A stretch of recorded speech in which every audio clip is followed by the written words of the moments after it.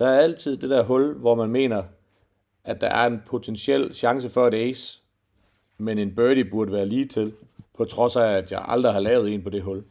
Hul 8 i Bistro, det er lige nøjagtigt det hul. Man skal jo bare kaste lige, og hvor svært kan det være?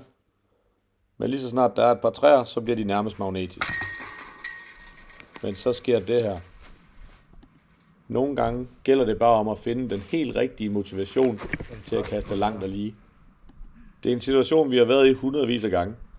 Når Kenneth rammer ved siden af, så kommer der altid lige et rage pot bagefter. Vestergaard burde vide det. Okay, det er så... det har været en ace, hvis du har kastet den anden vej. Hvor han rammer 10 stedet for kurven af. Ironien i det er næsten ikke til at bære. Okay. Jeg tror, du skal have sådan en disk der, Vestergaard, så... Uden pis, den ligger. Hvor skal vi hen? Den ligger 10 stedet. Skal jeg flink derhen?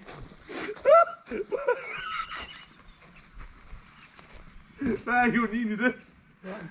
Prøv at tænke, så mange gange vi har stået og skudt efter den kurv, vi aldrig været i nærheden. Så står han med kurven og rammer 10 steder i et raserikast.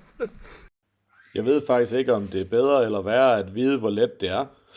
Men nu ved vi da, at en zone jawbreaker er den rette disk til dette hul.